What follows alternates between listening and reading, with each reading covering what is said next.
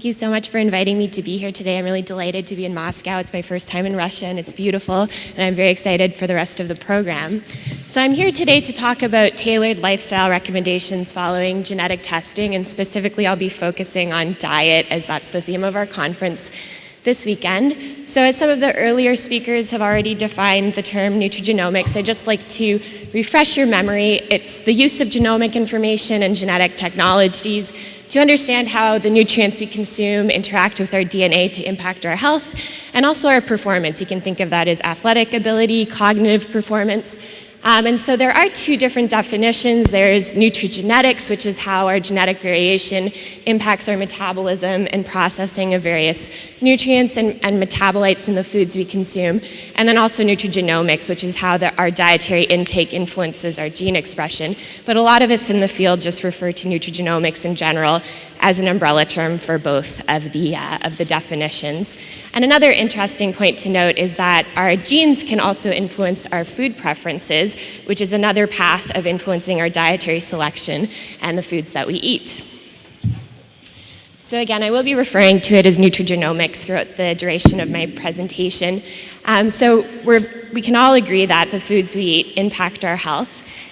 But it's also true that our genetics impact our metabolism and processing of the foods that we eat. And typically when we think of one of the most common forms of genetic variation, the single nucleotide polymorphisms, there's three options of a genotype that people can possess.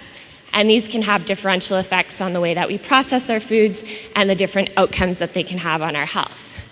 So it's fair to say that one size really does not fit all when it comes to making dietary recommendations for individuals. Now, I'd like to illustrate this framework with a more concrete example, and I'll use caffeine and coffee and cardiovascular disease for this.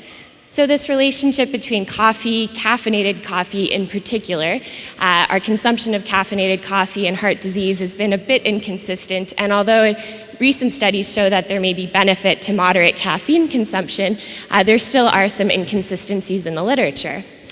And it has been identified that the gene CYP1A2 encodes the enzyme that metabolizes caffeine, and this determines the rate at which we metabolize the compound. So individuals can metabolize it more slowly or quickly, depending on variation in this gene. So there's three genotype options. And individuals who possess a C allele actually have an increased risk of cardiovascular disease and adverse heart health outcomes. And I'll get into some of the literature behind this in the next few slides.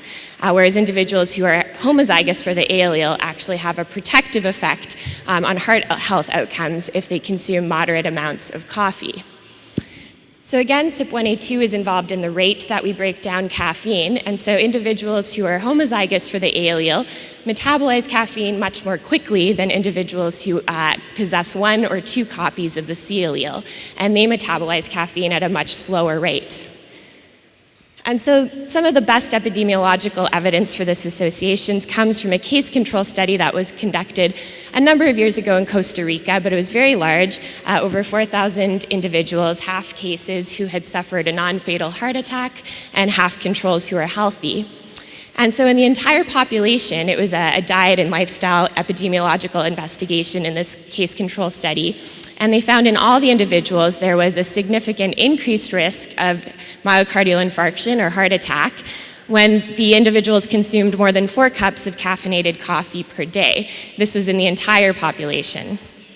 Now, when they stratified according to CYP1A2 genotype, they saw that the risk was only significantly increased among those who were slow metabolizers, so carried 1 copy or more of the C allele for CYP1A2. And this association was significant when they consumed more than 2 cups of coffee per day. Whereas we saw no significant trend in the fast metabolizer subgroup. Now, when the population was further stratified by age, we saw more pronounced effects of this association. So the slow metabolizers had a significantly increased risk of heart attack again when consuming more than 2 cups of coffee per day. But we actually saw a protective effect, and this was significant, statistically significant, among the fast metabolizers who had moderate caffeine coffee consumption. So between 1 to 3 cups of caffeinated coffee per day, they had a significantly lower risk of heart attack. So this drew a lot of attention. It made the newspaper, the UK daily newspaper, The Times, and several other lay media publications around this time.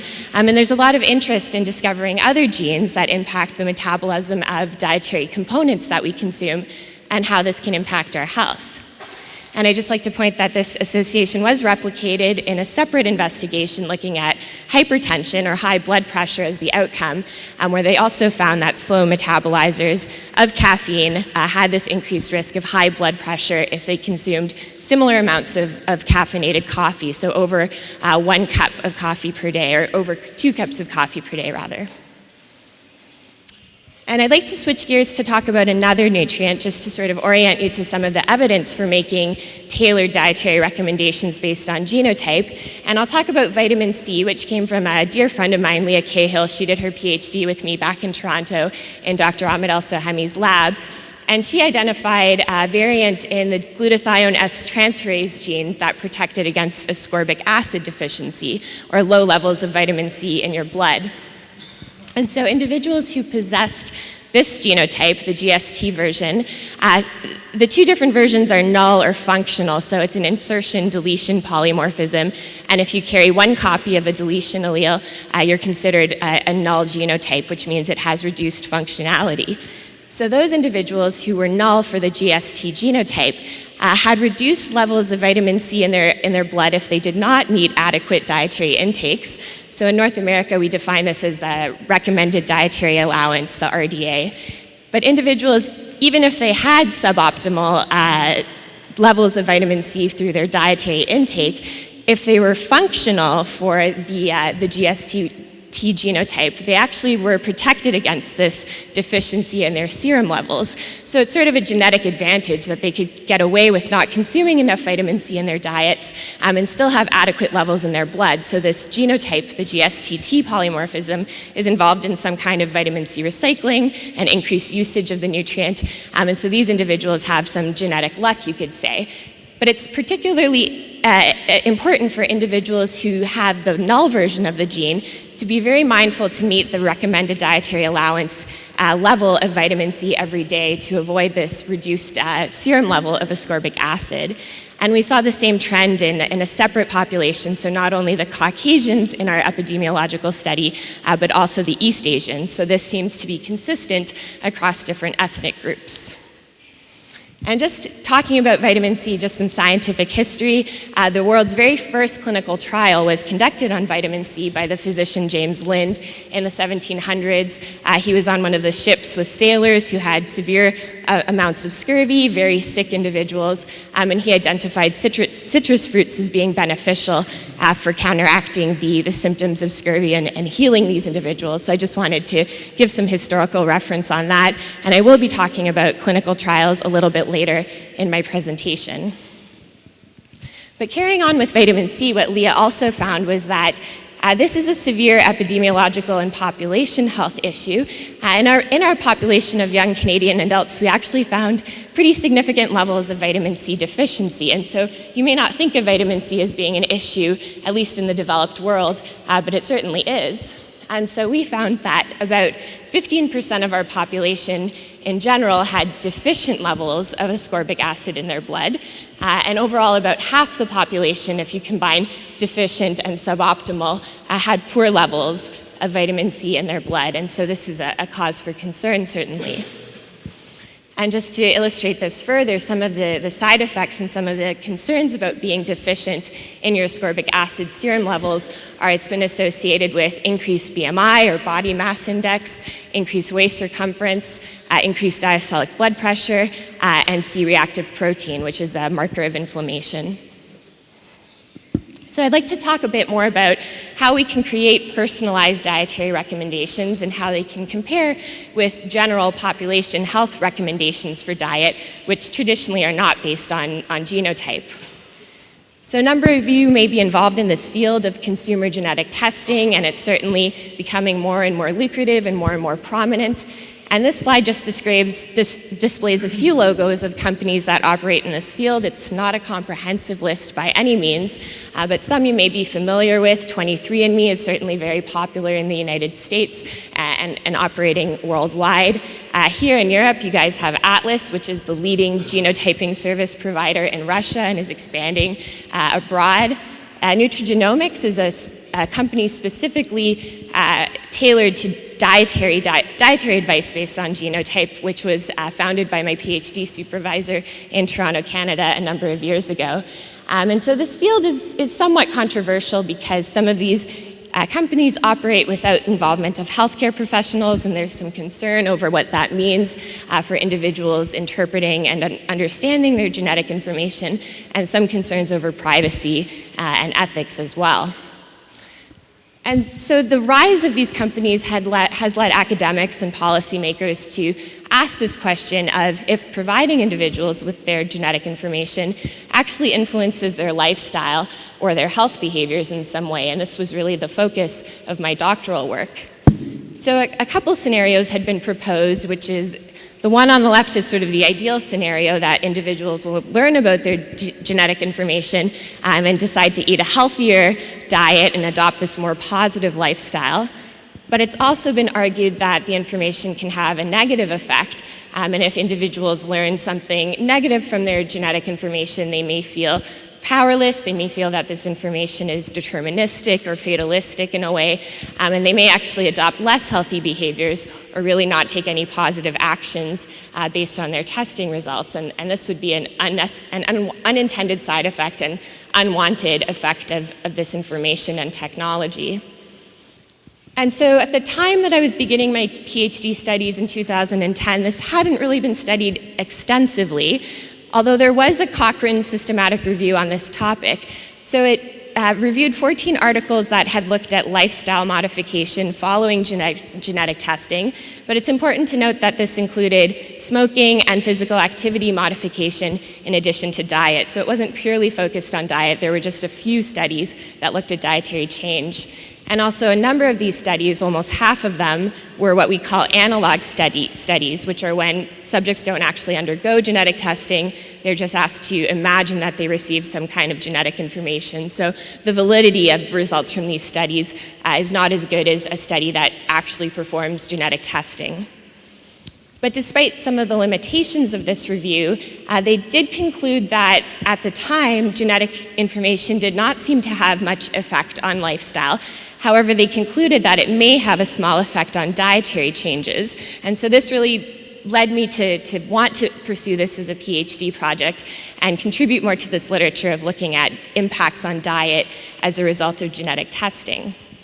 So that was what I sought out to do as part of my doctoral work, and I designed and conducted a randomized controlled trial to investigate this question. And we used subjects who were existing members of a cohort study that we were conducting in Toronto at the time, known as the Toronto Nutrigenomics and Health Study. And this was unique as it consisted of individuals who were young and overall in general good health. They were 20 to 35 years on average. The population was multi-ethnic, so we were able to draw epidemiological conclusions according to different ethnic subgroups. And they also had diet and genotype information available, so it made it fairly feasible for me to conduct this randomized controlled trial on them and return their genetic information.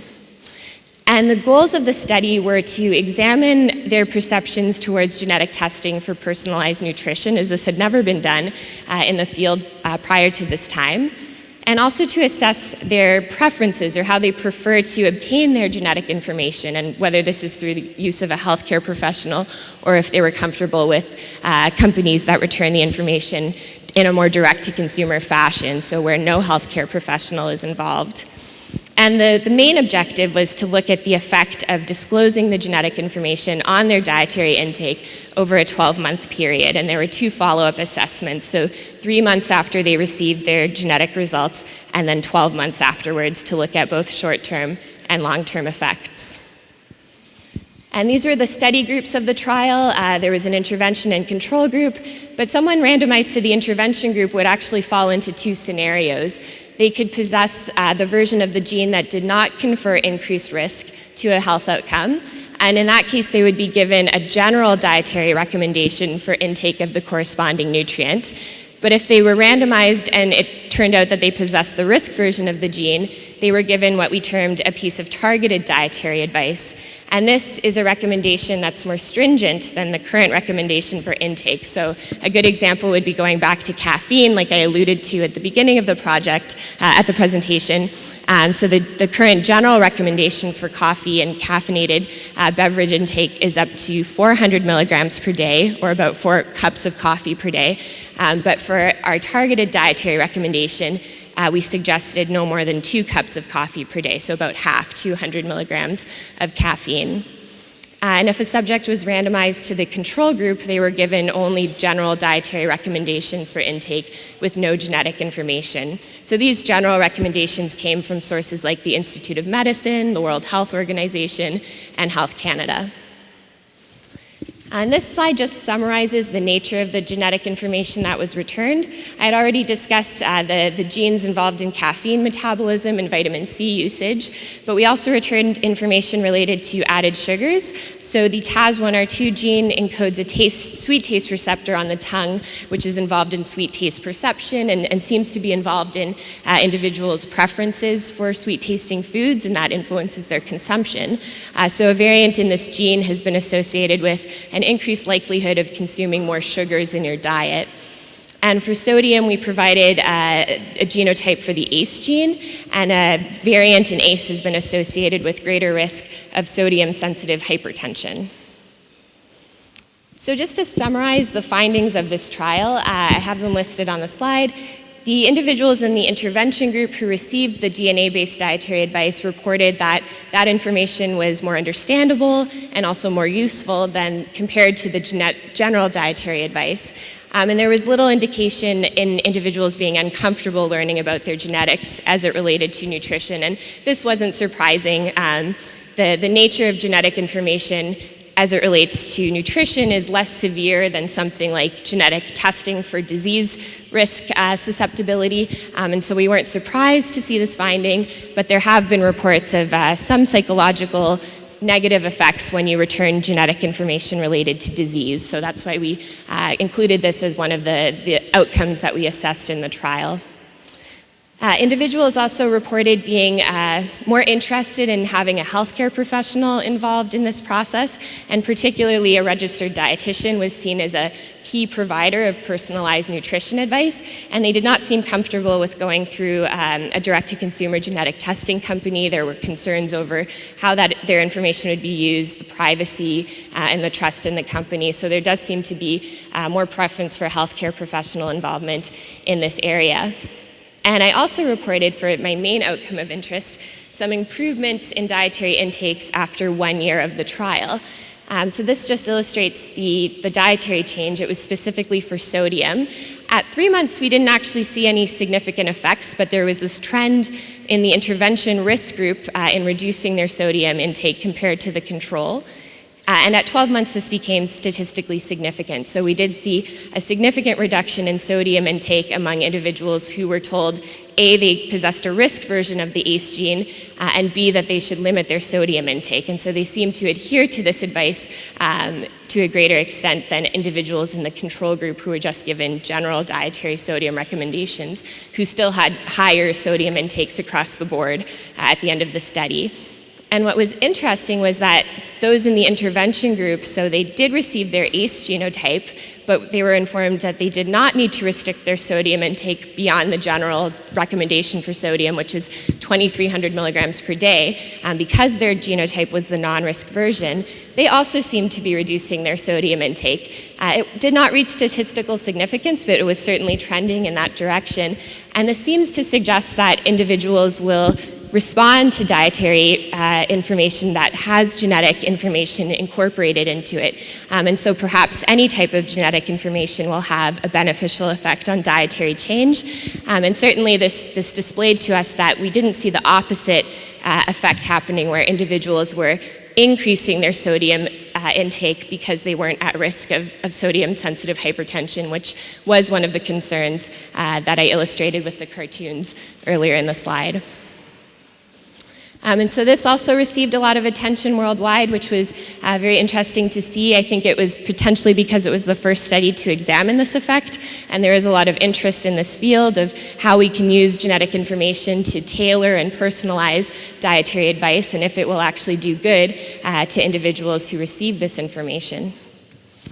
And since then, since I completed my PhD and published my research, there have been other studies that have investigated similar effects, and I just wanted to point out this one that was conducted by a group in Finland, and they had also done a randomized controlled trial where they disclosed information on the ApoE genotype, which is involved in Alzheimer's disease risk and also cardiovascular disease risk. They looked at impacts on dietary fat quality and also on physical activity. And after 1 year of intervention, 1 year after they had disclosed the ApoE genotype to the subjects, they also saw significant improvements in the dietary fat quality of those who were at risk with the ApoE genotype. So it was sort of a similar effect to what I had reported in my study.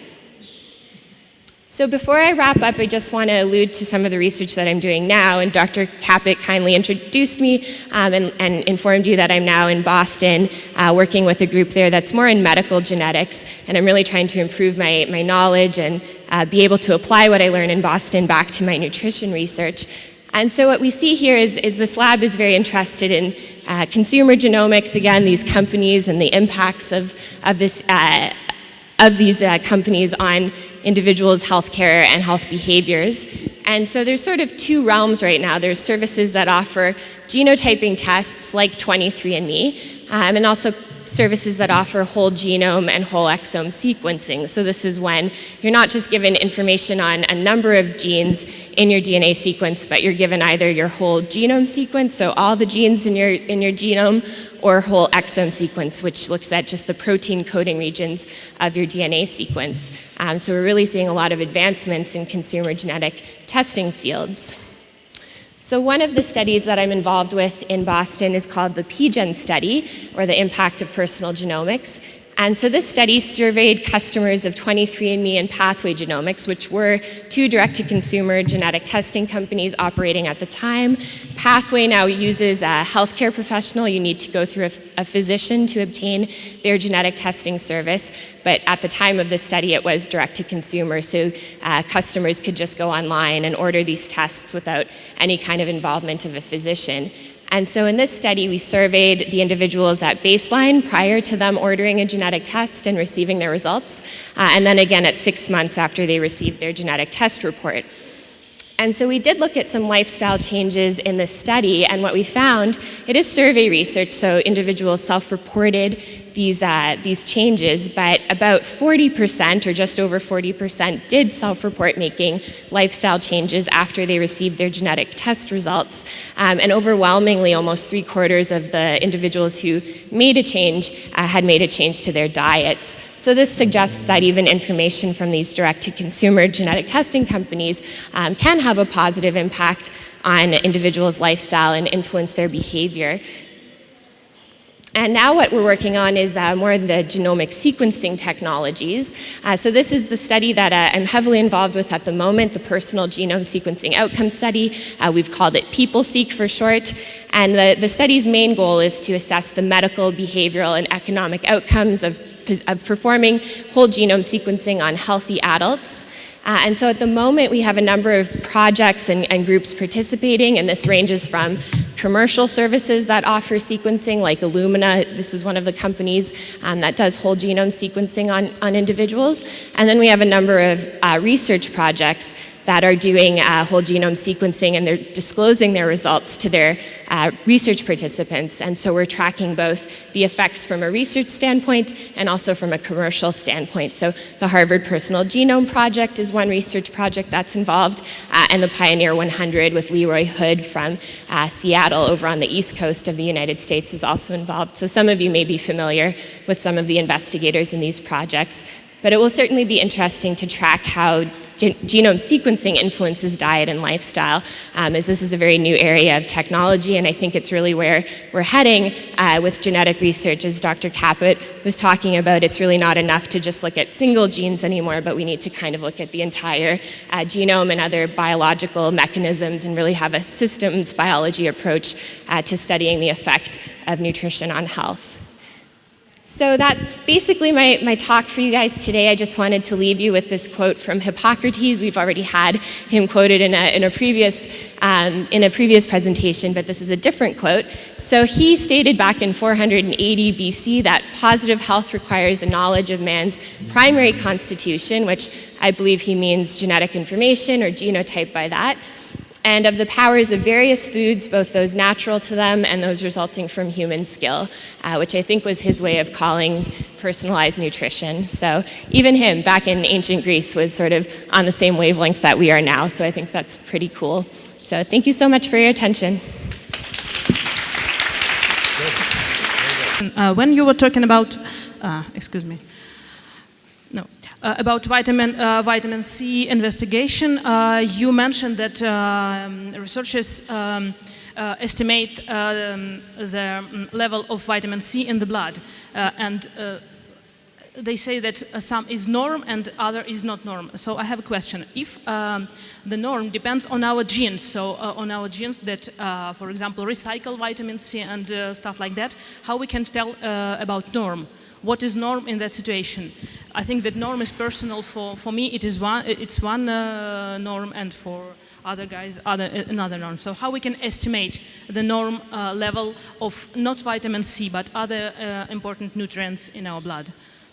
That's a great question. There was some rustling towards the end of your question, so I think I understand, but if I'm not answering exactly what you asked, just correct me. But I think you're asking how to estimate optimal levels of other nutrients, not just vitamin C, in our blood. So the way that we operated in Toronto is we really had an epidemiological approach in these genetic association studies. So we looked at our database for significant associations with genes and dietary intake, and also with these levels that we measured in different biomarkers, so whether it was serum or urine or other biological samples. So this significant association appeared in one of our analyses on this genotype and how it mediated the relationship between vitamin C intake from diet and then the levels in the blood. And we found this association that even if individuals were not consuming enough vitamin C in their diet, they were still having optimal levels in their blood, so they had this genetic advantage. And so we found that in this particular analysis. For other vitamins, we haven't really kind of used the same approach for them. We probably should, but again, I guess the way I'm trying to answer it is we use statistical approaches and epidemiological approaches for identifying these associations. So I think what you're asking, though, is that there may be individual variability. I may need low and you may need high. What we use now, only because we have to, is population averages. And it's unfortunate that we only have population averages published. It would have been better all these years to show the ranges. Yeah. By from now on publishing the whole range that we have. Yeah, but we don't know that yet, so I would say it's still research mode. Yeah, we got to start like from now and can go forward.